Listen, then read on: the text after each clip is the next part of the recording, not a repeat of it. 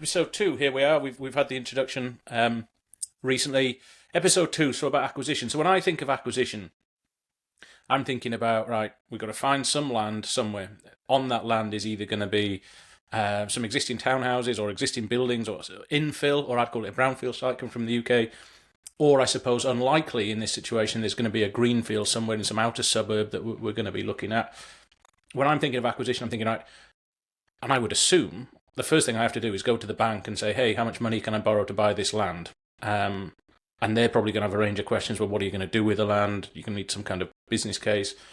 I'm thinking if I'm looking at buying land, I'm probably going to assume, or I'm probably going to be attracted to buying land somewhere that I know, or something that I've got some kind of connection or understanding, because I'm going to assume that if I want to build something, and I'm thinking probably some form of townhouses, as I say, to sort of maximise the number of homes and hopefully a yield or profit on that.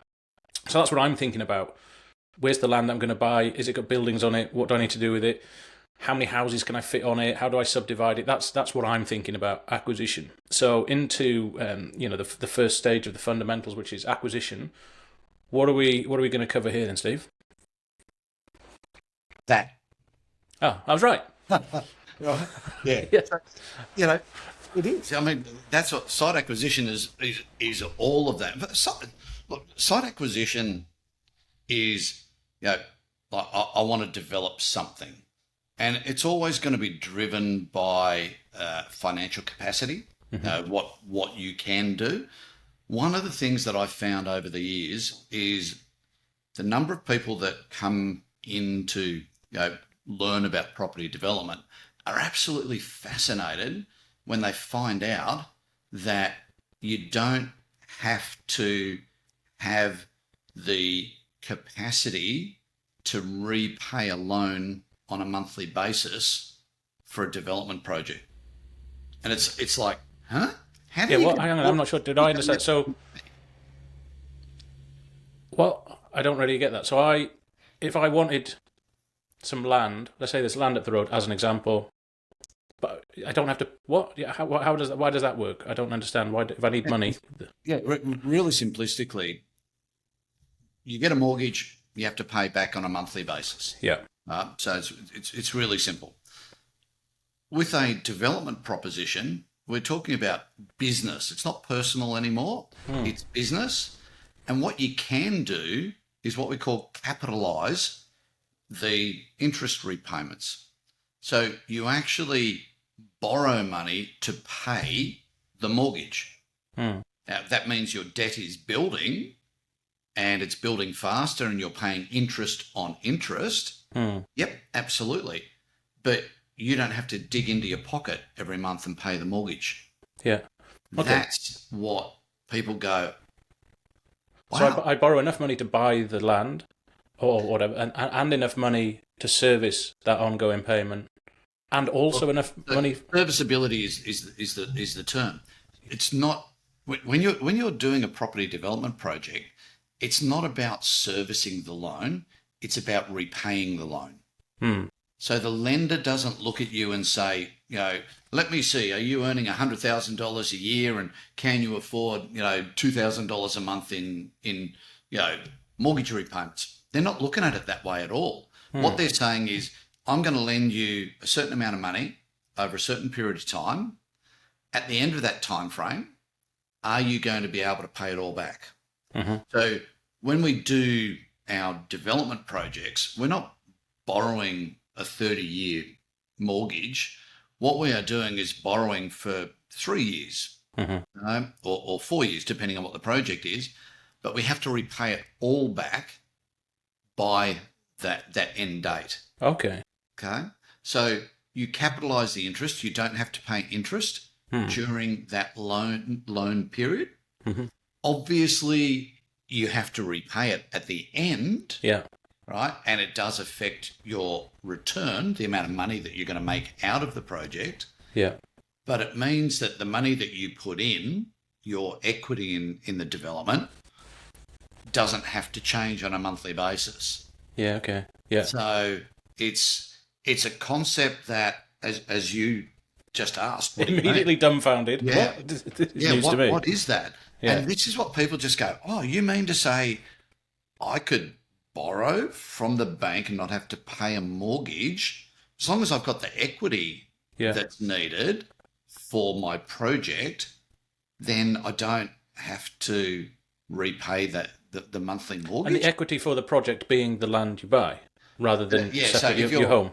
If you're doing a renovation, if you're doing, a 6-pack of townhouses, whatever it is you're doing, you need to have an amount of cash. The bank will never lend you 100%. Mm-hmm. All right. So, Jen, and let's talk about that. This is more actually on the revenue topic. Okay. Yeah. But it's that the banks will generally lend you somewhere between 50 and 60% of the value of a property. Now, Yeah. when they talk about the value of the property, if you're buying an existing home, you'll probably get 60% of the purchase price, and you'll pay your monthly mortgages, etc.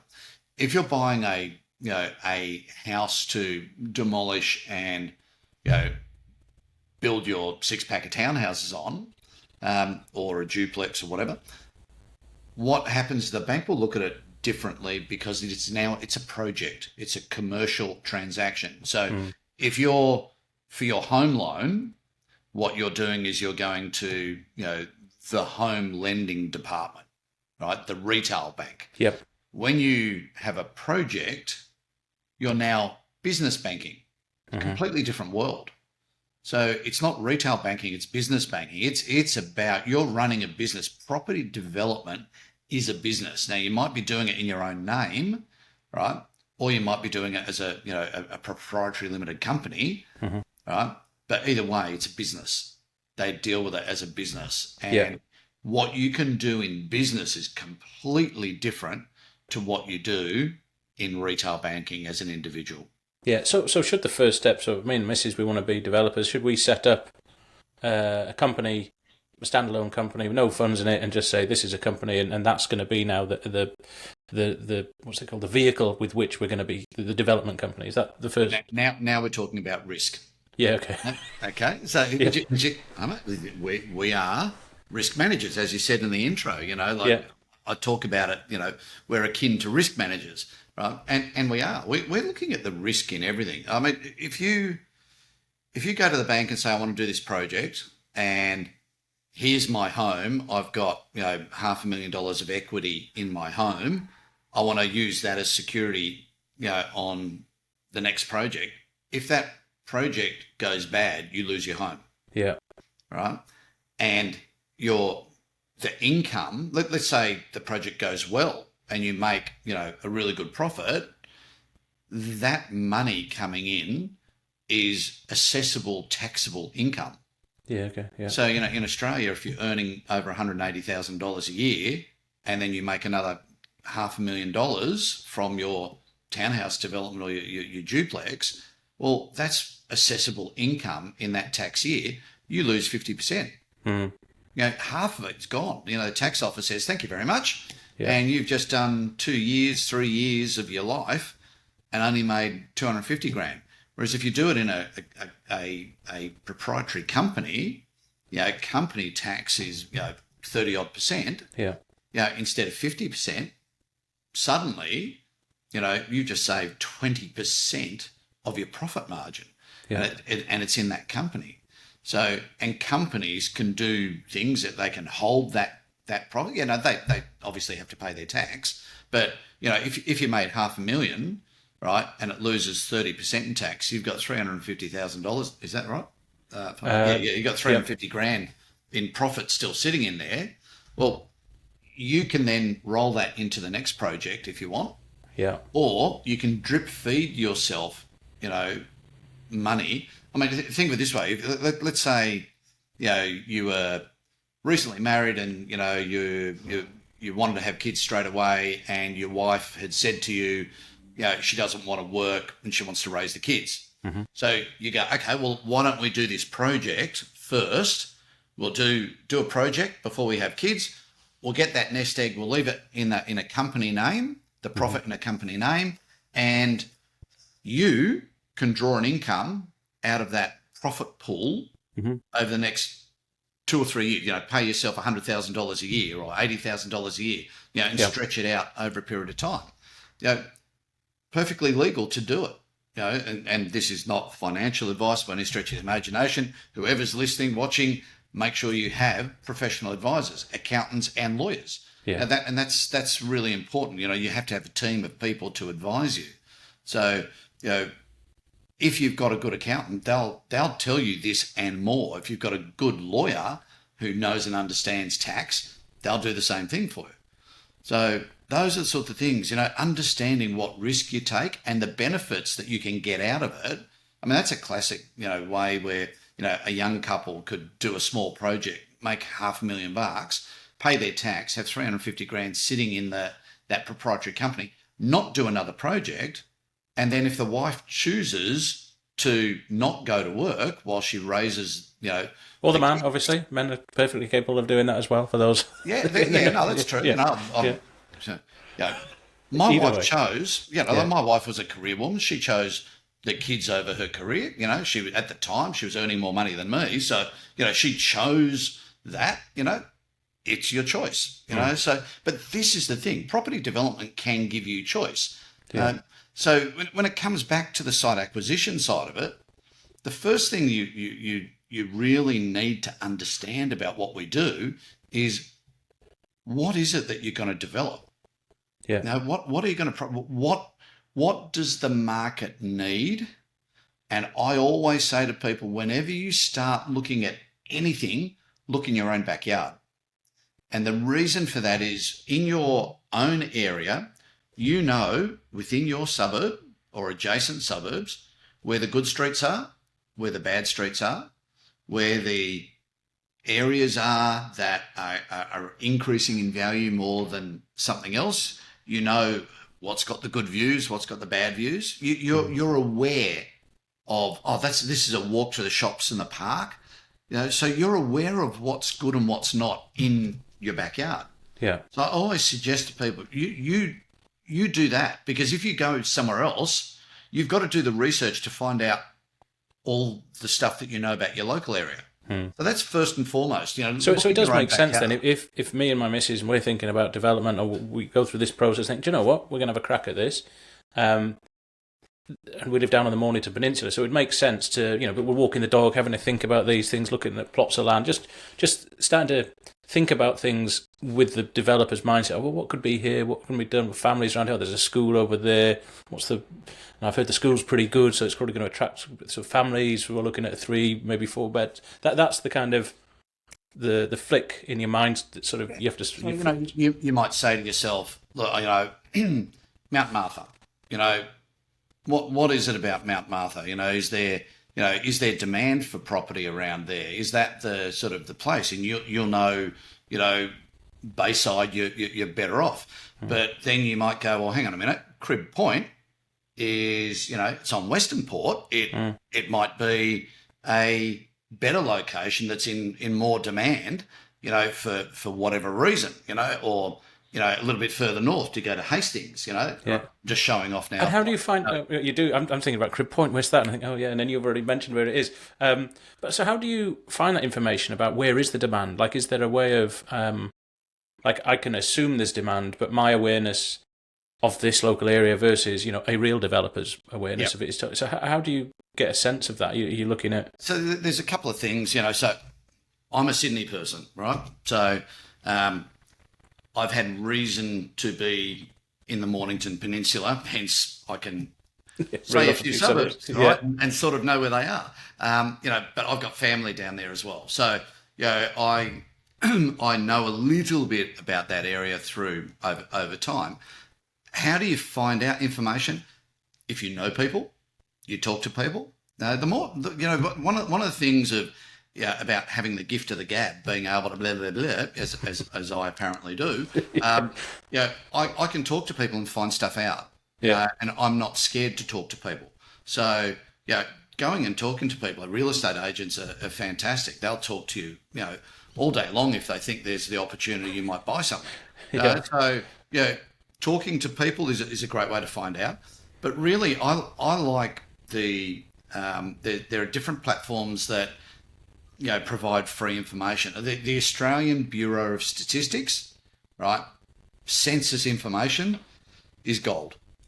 Okay. Anything from the census, and there are, each state, and there are different platforms out there, website platforms that you can, garner information. Councils, go to councils.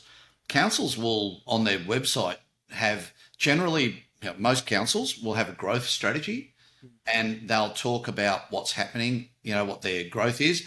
State governments have growth strategies. Look at, regional plans, that they'll have these strategic plans for development in a region. And in those documents, they'll have all sorts of information from the census and the Bureau of Statistics about where the growth is. I mean, when you look at what a state government is saying they are going to spend money on infrastructure, and that's a fairly good guide of where you should develop, because when infrastructure opens up, property prices around that infrastructure go through the roof. So, and it would, like in Melbourne, and obviously I'm in Melbourne, you're in Sydney, but there was the state government announced these, I think it's 7 hubs, development hubs, maybe it's 10, I can't quite remember, but essentially they've identified these hubs that are near strong rail link and future rail link networks. These are going to be the new suburbs, and they plan to grow or develop somehow. We get to see whether they'll achieve it, but the aspiration is to build 80,000 new homes in each of these kind of locations. So you're aware of information like that and the flow of information. I'm down on the Mornington Peninsula in Victoria. The nearest sort of major town, I suppose, is Mornington, but then next to that is further north of us, about half an hour, is Frankston. And there's obviously a lot of developments going on there. A lot of towers are in the offing. There's a lot of discussion and kickback and NIMBY kind of things going on there. So, but that's where I'm kind of looking. It's now I'm sort of trying to attune myself to the data and information, and that's coming from these website platforms, local councils. So there's a mindset thing going on there. And then, so once I'm thinking about it, and that little opportunity there, I've seen this parcel of land there. There's usually data and information you can explore, little data sets about specific lots and locations, as well as slightly more generic council or regional or suburb-based data as well. There are so many different places you can get information from. Some are subscription and some are free. Mm-hmm. I don't want to promote any here, but there's plenty of information out there that can help you. Government provides so much stuff. There's all sorts of geo mapping services, zoning maps. How do you know what you're allowed to develop on what parcel of land? There are zoning maps. If you go to your local council webpage and just type into the search bar zoning map, it will show you where it is. You click on that page and it'll probably take you to a interactive map. And on that interactive map, might take a bit to learn how to use that interactive map, but that interactive map will have so much information on it about, whether there's height limits, floor space limit, the amount of building you can build on it, permissible use, prohibited use on it, all sorts of, golden essential information.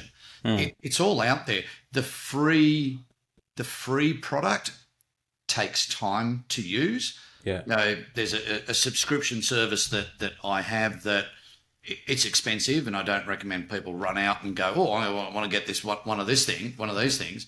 But it's a subscription service, costs about $800-900 a month, and but all of that information is in one place. I just log in, type in an address, or go to an aerial map and click on a property, and hey presto, here it is. But for that amount of money, you need to use it. Right? It's convenient. There are, less expensive platforms that provide some of that information and different information. You have to find them, and look, if someone's watching this and they desperately want to find out what some of these are, they can just drop me an email from the website and the contact us page. Drop me an email. I'll tell you what these things are, and then you can go and have a look at them and see what you think. And I suppose if you're serious about doing this, and we're talking about risk, and it's like everything, if you don't want to invest in those sorts of things, that's fine. but then your data might be slightly inaccurate. And if we're basing all of this on limiting risk in my circumstance, it's probably wise for me to bite the bullet, pay sort of, be it $500 to $800 a month, whatever, to get the data to protect future revenue and protect future risk or future loss, and to hopefully increase the likelihood of sort of profit. Yeah. So when you look at that, that's a monthly subscription. You go lock into a 12-month contract. It's going to cost you, $10,000 for the year for that information. I wouldn't do that. What I would do is I'd go to someone who's got that service, who would charge you, $800, print out a report on your property and one-off, and that's it. Get one-off reports. That is, I'd rather spend 800 than 10,000. And get the same information if you're only looking at one. So but that's one component. But you start coming back to where we're talking about your backyard. You start in your backyard and understanding what can and can't be developed on the site. A lot of councils will have information on their growth, what the population growth is. It'll tell you what age groups are growing. Most councils around that I've seen around Australia have an aging population. So Australia fundamentally has an aging population. Did you know that in 2029, about 25% of our population will be over 65? That's the baby boomers. The last year of the baby boomers turns 65 in 2029. And that means that, we'll have this massive component of our population that's in retirement age. Now, that in effect tells us there's going to be demand for product for an older generation. It's a massive market. And this is one of the things that we do as developers is we look for information. And, like we talk about, Mount Martha, for example, like Mount Martha might be a location where people who are 65 and over might want to semi-retire or fully retire. And, you've got to look at that and go, hey, that is a good location for people of that age. It might have a growing population of people in that age. So that would tell you, if you were going to develop something around Mount Martha, that you've got to provide a product for them. And then understanding what that product might be. So do semi-retired people 65 and over, want townhouses with an upstairs, downstairs? And if they do, then do they need to have a bedroom downstairs? Because upstairs is for, the kids and the grandies when they come to visit, that type of thing. And you get that data from the real estate agent. So I live in Mount Martha, coincidentally. There is a lot of retirement villages around here run by the different and more in the pipeline. So if we're thinking down that route, because I've not yet got to 65, but I don't really know what I'd want when I'm 65. So I go and speak to the real estate agents, and they know, hopefully, because they're speaking to all the potential people in the market buying, and they'll say, they're looking for this, that, the other, and you can have conversations with them. And it's in their interest, because ultimately, if they impress you now, and if you do build something, hopefully they'll sell it for you, kind of thing. So that's it. And so, but I've got you thinking about Mount Martha, right? And to anybody who's living in Mount Martha who might be in the lower age group who's listening, I do apologise. But, I'm just saying, it's just an example. But that could be any suburb anyway, really. It could be the younger suburb. It could be an area where people are coming in from overseas. It could be where people are relocating, or where young families are moving out to from in inner city areas where they can't afford. So that just happens to be where I live, coincidentally. But it could be, people. But it makes sense when you're talking about this that I'm starting to think about the retirement villages I've seen that are being built, and there's lots of council local opinion is not keen on these big sort of developments. So I know there's elements in there. So when you do look at, okay, I want to go ahead and do this, and you learn about zoning and what you can and can't develop, and you've got in your mind what the product is that you want to produce, and you go canvassing, you go looking for that site. Now, canvassing, how do you find it? Do buy through a real estate agent, or do you go door knocking, sending letters yourself? You know, there's a whole process there, and I don't want to bog this conversation down with that. But I will only ever buy my home through a real estate agent. I would never buy a development project through a real estate agent. And, you know, bless the real estate agents, you know, in development, they are amazing people because they actually get you your revenue from your product that you create. So I don't hate real estate agents, but when it comes to acquiring a site to put a 6-pack of townhouses on, when you look at what real estate agents do, right, this is their service. Their service is to sell your property for the best possible price in the shortest possible period of time. Why the shortest possible period of time? So they can make the most amount of money in the shortest period of time to move on to the next one, so they can make a lot of money in a 12-month time. So they're out for fast transactions because they only get paid when a sale settles. So we as developers, though, we don't want to rush our purchase. We want to take our time. We want to make sure that we're correct about the zoning. We want to be sure that we can actually fit our development on that site. So we need to get town planning advice. We need to get an architect to have a look at it. If it's sloping land, it's going to have stormwater, you know, from rain off our roof and off our driveway, etc. Where does that stormwater go? Can we get it into the drainage system? So how do we get the water off our site? Sewer. What happens with the sewerage? Where's the sewer main connection? Is there enough water and electricity in the street to service our development? All those type of things. We need to investigate that, because if we can't get the stormwater off the site, we will never get an approval for the development. So that's a risk.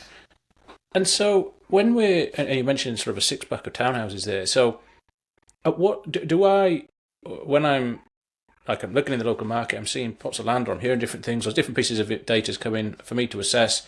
I've spotted maybe 1 or 2 potential plots of land, let's say. I would think that I should look at the land and decide what can then be developed on it in line with what I'm thinking, as opposed to thinking I want 6 townies. That site's not going to have that many. I can only fit 3 on there, or whatever it might be. Do you look at the development opportunity from a perspective, this is what I plan to build, or do you look at the development opportunity and think, right, well, what can I build on that land, and what will it deliver? Does that make sense? The question. Yeah, it does. What do you want? I'd be thinking about how much money I need to make. That's the thing. You know, if you've got the financial capacity to do a 6-pack of townhouses, okay, why would you be looking at a site that can only fit 3? Unless you want to do 2 at the same time. Okay, yeah, I see. Yeah. Okay?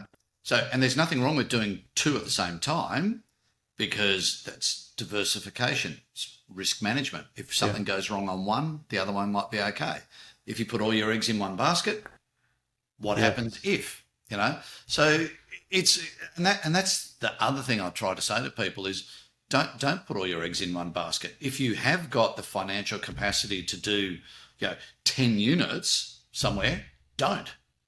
Do 5, do 3, do, a duplex, or do 2 or 3 duplexes. You're better off doing that to diversify your risk, right? And so that projects are turning over in different markets at different times. Some will be better than others, but you've got diversification of risk. That whole thing of putting all your eggs in one basket is just, it's a disaster waiting to happen. I mean, a rule of thumb that I use is, for every 10 developments you do, 6 of them are going to be great. 3 of them you're going to go, "Whew, I'm glad that one's over," and 1 of them's going to hurt you. And the question is, what if the first one is the one that's going to hurt you? Because that's when you are least experienced. That's when you're going to make the most mistakes, because you are going to make mistakes. Absolutely, you are going to make mistakes. The profit that you think you're going to make, there's a very good chance that when you did your feasibility, you've stuffed it completely. And if you get out of it making money, you're going to be really lucky that the market was nice to you. Yeah. Yeah. So that you More fall into luck the luck category than now. anything else. Yeah. And there's a lot of people that, are lucky. But nowadays we look at one of the things that we do as developers is we have to contemplate what risks that we can control and manage and what risks we can't. And, at the moment, topical, Middle East, right? It's on the brink, right? It's been on the brink before. It's going to be on the brink again, but it's on the brink. Definitely. Yeah. Now, what does that mean for us? Like that's totally out of our control, just like Ukraine, the war in Ukraine, totally out of our control. So US federal election coming up, presidential election, I should say, US presidential. What if, they win or these guys win? What does it mean for us? Totally out of our control. But we as a developer, we're going to commence a project. We're going to put our money in, and payday might not be for 2 or 3 years. So, from that perspective, like, we've got to look at those big ticket risks and go, what is the impact on our country? And what does that mean, when it comes to my development? Does it mean, everyone's going to get scared? Like, I'll give you a classic example. On the day the Gulf War started in Iraq, back in 92, 91-ish. 2001, I think it was. It started, I think, on a Tuesday or a Thursday. That Saturday, I had a property go to auction. Yeah, okay. We had a house full of people, right, and not one bid. And why? Uncertainty about what was going to happen with that war in Iraq. What was going to happen? We don't know, so we're not willing to make a commitment, and you just go, right, fantastic, great. So if you're doing a development, what do you do? This is a risk for you, that when your product is finished, that people don't settle on it. And now you've got this massive debt. Yeah. And, no money coming in. Yeah. And I said the wrong Iraq war there. I've just realised in my the years that, so 10 years later is when you're referring. But then if we go back to the land, and we're looking at, it's on a slope, and what's the drainage like, and its connectivity to infrastructure, or power, gas, or probably not gas in Victoria now. Not had any gas, just electric. So do we? I know a little bit about construction from my certificate 4 in construction, which I did during COVID, which was interesting. I don't know how much I've applied for that, but I know a little bit about this type of stuff. So do I get a consultant in to say, hey mate, what can we do here? Is this, like, who do we go to there to get that information around, can this be built? Does it meet this data and information I've got as to what we can or can't build here and what it has to achieve? Do I go to see that, or do I have to kind of work it out for myself? So an architect and a town planner will be able to give you the information about what you can fit on that site. That's all they can do. Yeah. Right. You've still got to do all your numbers. You've still got to have, do your due diligence, and that's only part of it. So when we look at property development, the title, you're going to acquire this parcel of land, so the actual title itself, has it got any easements on it? What encumbrances are there on that title?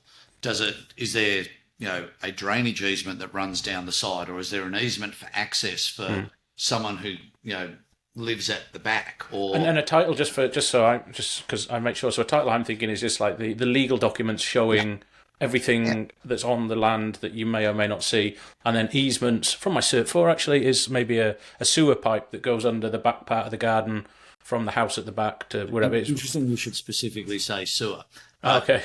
Because when you get a title search and you get the drawing of the actual lot that you're looking to acquire, an easement will be shown on it for drainage or access or something like that, but it will never show a sewer pipe. Oh, right, Because okay.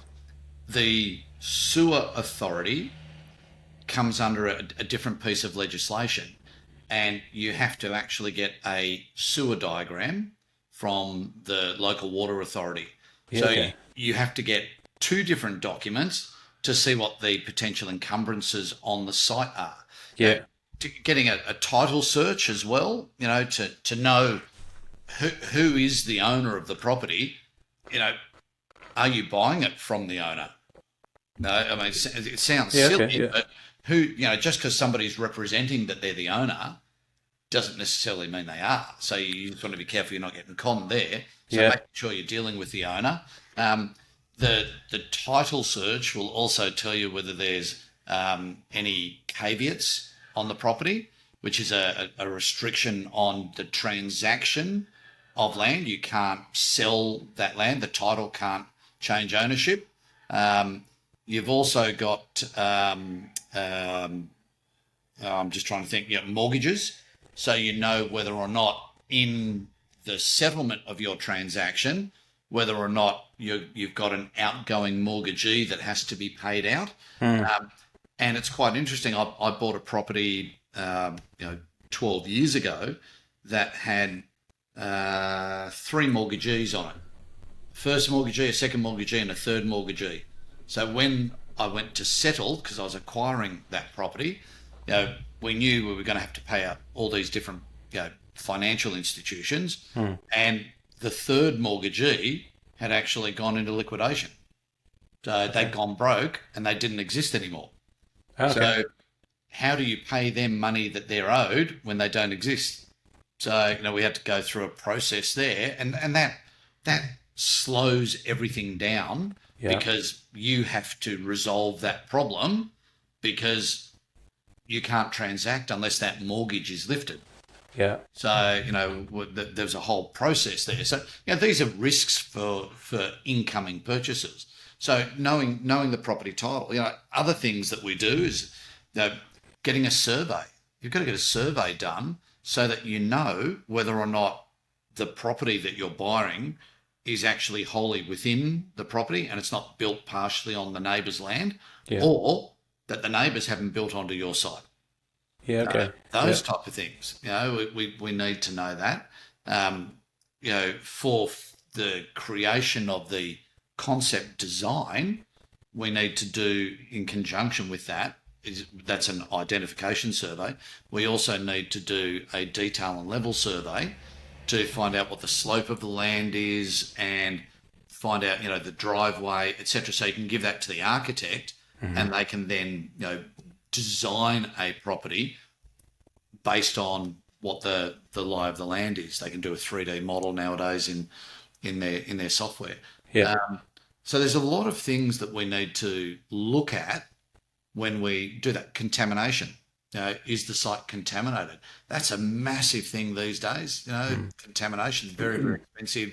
Councils are right on it. You want to make sure that you haven't got contamination, because that will cost you a fortune to resolve. And my understanding of that is buy away. If you buy the land and you didn't know about it, then it's on you once you own the land. Generally speaking, all of the contracts for sale say that you buy it as is, where is, and you become responsible for whatever's on it.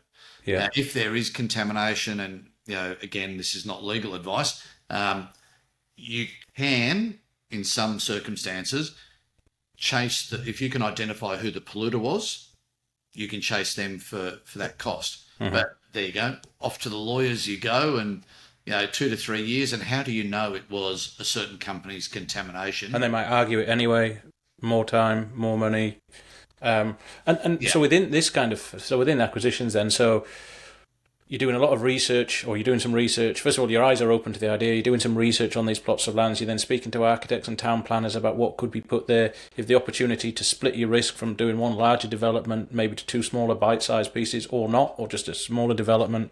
These are your kind of considerations. Then you're looking at, your due diligence. You're looking at a survey, looking at easements. So you're making a lot of calls out to these sorts of people, but within that also speaking to town planners and architects. getting them a little bit of work, but also starting to then think about concept design.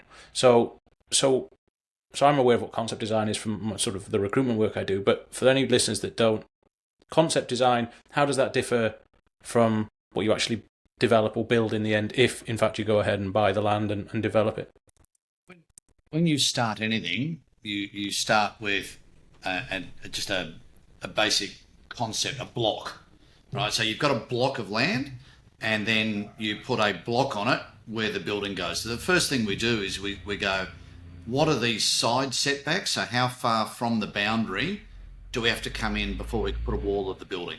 So we do it for the sides, the front and the rear. And that creates the maximum building footprint. Yeah. And then we know what the footprint of the building will be. And then we go, okay, we're allowed to do 2-story. So you go, okay, we're going to do 2-story. There may be some constraints about, how that's done, and we'll tweak that. But basically, we just create this little 3D block on the house, on the lot. So on the block of land, we create this building, what we call the building envelope, which is just a block on the block of land that says, it's going to be this high, this, and these dimensions on our footprint. And within that, we say we can create a certain amount of square meters of floor space. Now, in doing that initially, it tells us whether or not we've got enough floor space to be able to, potentially sell to generate revenue, right? And that feeds into our feasibility. If we're doing townhouses, for example, there's minimum lot widths, and in my world, for a townhouse development, you want 20 metres in lot width to be able to get, decent sized townhouses on. Yeah. Does it have to be 20 metres? No. But for me, I wouldn't look at anything that's less than 20 metres. And when you say that, you're basing that upon your understanding of the market and what the market requires for a suitable size space, or Yeah, it in the vast majority of locations, council will set minimum lot widths anyway. So, to get an approval for townhouses, council might say you've got to have, a minimum 15 metres or something of that nature. So, but the reality is with a 15-metre lot, it's very hard to get a design that works efficiently and that people would probably buy. So at 20 metres, you've got room to really work within the lot to get decent living areas and garaging and all that sort of stuff. So, these are the things that we learn, and your architect will help you with that. So if you go to an architect and it's an 18-metre width block, they're going to go, oh, okay, this is a bit tight. The town planner might say to you, yeah, council got a minimum 15-metre lot width, so you can get away with that. And the architect will look at it and go, yeah, but mate, not every block of land is a perfect rectangle, right? So a lot of them are, tapered or something like that. So the architect's going to look at that and go, yeah, we've got the minimum lot width at the front, but it gets narrow at the back. We can't achieve it. We can't get you 6 townhouses. We'll only get 4 on this side or 3. That coming back to your comment early on. So these are the people that will help you determine what you can and cannot. There's rules of thumb that we use when we look at parcels of land. I use, if I'm doing a generic product that is in a low to medium socioeconomic area, I'll sort of say, okay, 250 to 300 square metres of land per townhouse. So if I find a block of land that's 20 metres frontage and it's 1,200 square metres of land, now I know I'm going to get, 4, 5, something like that, townhouses on that. Now, council will have planning rules that will tell you what you can and cannot if you're going to create them as individual titles, or your alternative is to create strata title, which means you can put more townhouses on the property, but it's a strata now, and it reduces the value because strata's a pain in the butt. So, yeah, I've been dealt with them. Yeah, they are. For everybody. So, instead of getting, $1 million for your townhouse that might be on individual lots, as a strata titled version, you might only get 800 or 850, something like that. So it does come at a cost to sandwich that extra townhouse in. And as a developer, it's our job to do the feasibility on those two to determine which is the better outcome. And all this is taking place before you actually commit to buying the land as well. Yeah, I'm only looking at a parcel of land. I haven't committed. And this is where, let's say that plot of land is for sale with a real estate agent. And you go to the real estate agent saying, I'm looking at putting townhouses on here. And they go, fantastic. Yep, no worries. And you go, yep, okay, well, I'm going to go and get my architect and my town planner and my surveyor and everyone. We're going to have a look at this and et cetera, et cetera. And you go off and you're talking to the agent and he's going, yeah, you better hurry. I've got someone else who's interested. Yeah. So you spend a couple of grand with your town planner, a couple of grand with your architect, and the survey's a few grand. Suddenly you're in for, 7, 8, maybe $10,000. And then you go to the agent and go, yeah, look, I'm ready to make an offer. And they go, oh, mate, sorry, we exchanged yesterday, and your money's gone. Yeah. So we as developers, and here's the lesson in that, we as developers need time. We need to be able to lock in a property to get an exclusive due diligence period and be able to walk away if it doesn't work. But if it does work, that nobody can pull the rug from under our feet. So you can't be gazumped, so to speak. Yeah, correct. So there's different methodologies that we use for acquisition of sites. We all know you go and buy a property and you sign the contract and in 30 days you settle. All right, where everyone knows that. Yeah. So that's just a straight sales contract. But in the development world, we use something that's called an option agreement.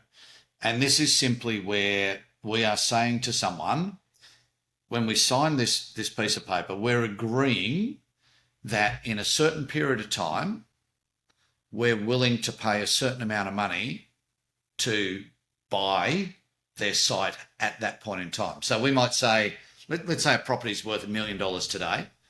We could say to an owner, listen, we need 2 years to go and get our approvals and do some pre-sales and tender for our building work and then be ready to start.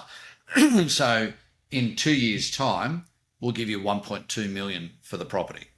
Yeah. So you sign an option agreement.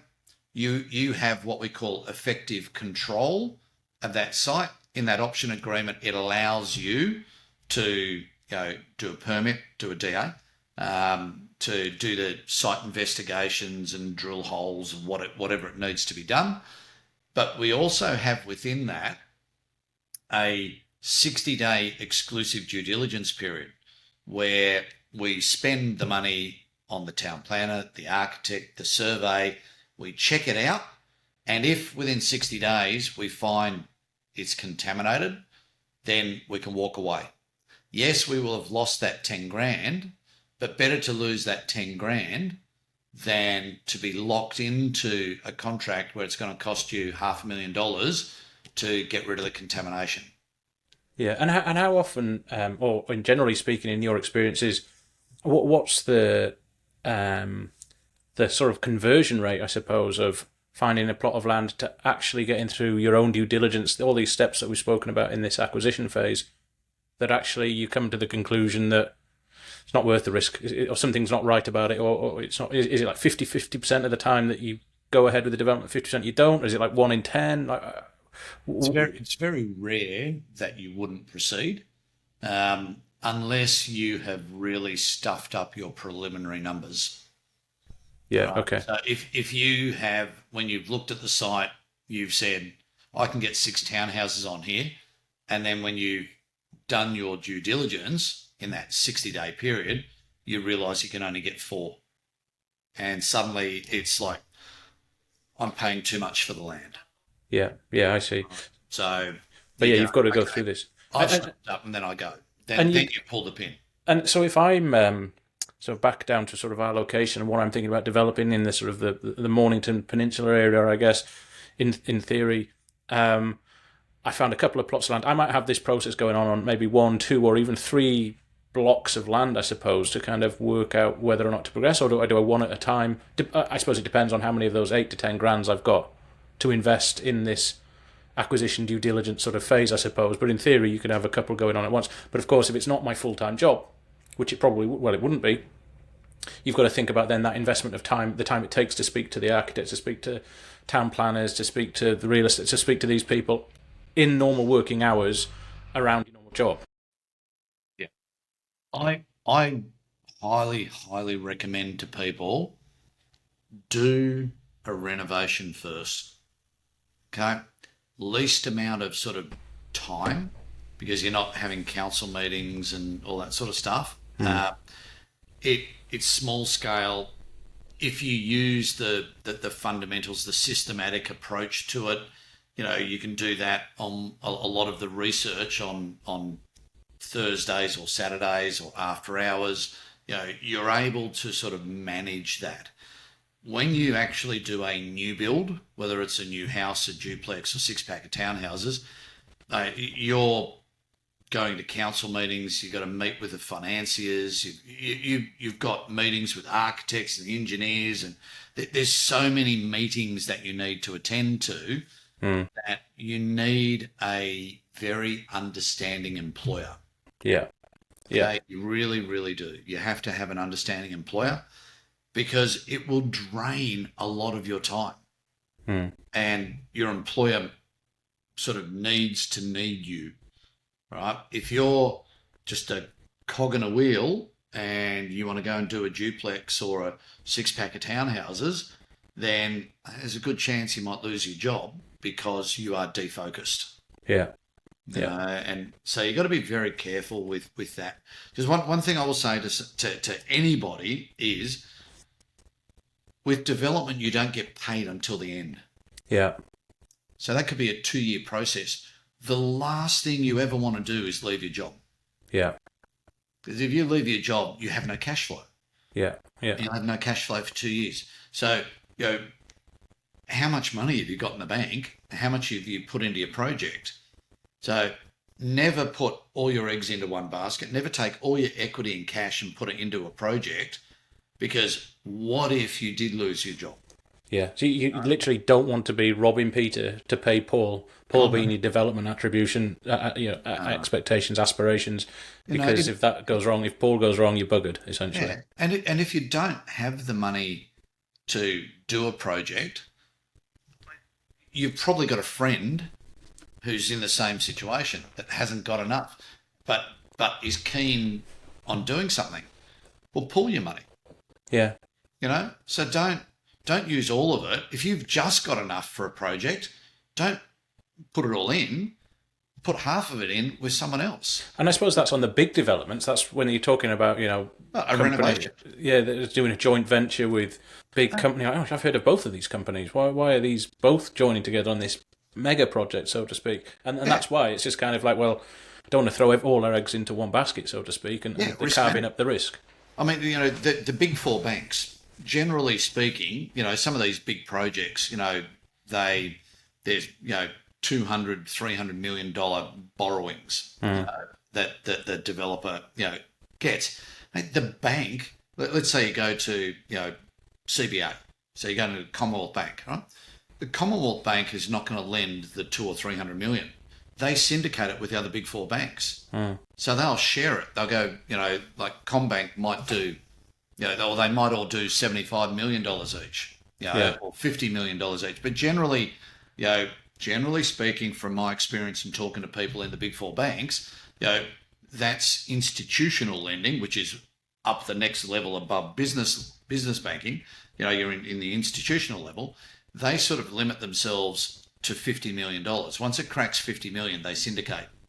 Yeah. And then as it gets bigger and bigger and bigger, their syndicate, their component of it, is shared amongst all of them. And that's ultimately what it's just managing that, chopping down that big cake of risk and chopping into these tiny little slices, so that if the cake tastes bad, not everyone's a little bit hurt, but not too much. Exactly. So because I might have gone to CBA first, CBA will manage the whole process on behalf of the syndicate of lenders. Yeah. Right. So I'll only ever have to deal with CBA, but that's how they work. It's about syndication. It's about spreading the risk. Why can't you do it even in a renovation project? Well, you can. You start a proprietary company. You both put, equity into that business. You're both directors. You have I would always have a shareholders agreement that says, that one party can't commit the company, without the other person's consent. And, that defines what the company is going to do. And then you go and do your renovation project in that company name. Off you go. That's, and this is coming back to one of the things you said in the intro was that, do you have the money? If you don't have the money, what do you do? Well, that's just a problem. Right?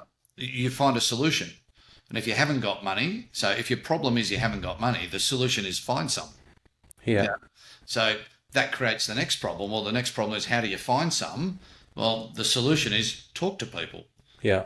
Talk to friends, talk to family, talk to colleagues about what it is you want to do and how you're going to do it. And if you find someone who goes, yeah, look, I'm interested in doing that, but I don't know anything about it. So problem.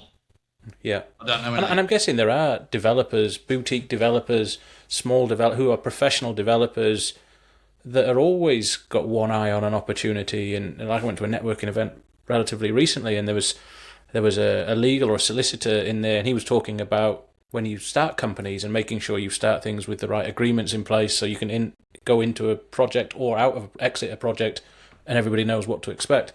But yes, you've got to be out there kind of networking, knowing who's who, building the networks, understanding who to go to, who to lean on, and sort of chopping up that risk opportunity and always looking for a time to either jump in or pull out, basically. Yeah. I mean, I've just completed an exclusive due diligence period on a sort of 40-unit development, well, what will be probably a 40-unit development up in Newcastle. And, that is going to be a project that we are going to fund with investors. So, if you want to be a developer, you don't actually have to do the project. You could actually be an investor in a development project. So there's so many different ways that, you can get involved in development. And, as an investor, you don't have to know how to develop, right? And you are the developer because you put money into that project. So you're an owner of that development project. So you can tell people that you're a developer. So there's all sorts of ways that you can do it. And obviously that doesn't require any time. So your ability to get involved in development is only limited by your desire. So do you or don't you? And that's the first question. If you want to be involved in development, you go, okay, yep, I want to be involved in development. I'd love to be a developer. Okay, are you willing to commit a heap of time? And if the answer, yes or no, no, then you need to be an investor. Yes, then you need to learn.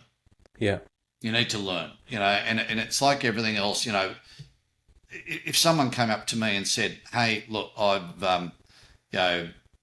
got a kidney problem. I need my kidney removed. Can you operate on me?" And I go, "No, no, I can't."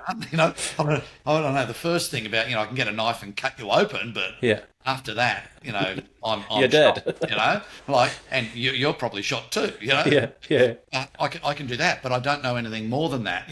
I've watched some YouTube videos, so I reckon I could have a go. But I don't know what the outcome's going to be. It's the same thing with property development, and anything. You look at your own career, what you're doing now, you learnt it over time. You didn't wake up one day and suddenly go, I've got 10 years experience in this now. I can do it. You've learnt. You've had to go through an education process. Property development is no different. You cannot wake up tomorrow and say to yourself, I'm now a property developer. I'm going to go and do a 30-unit development. You need to learn.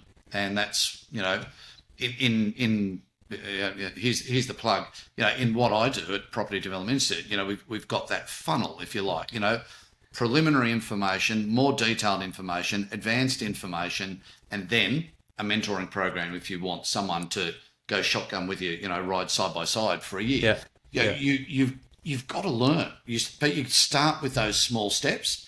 Yeah.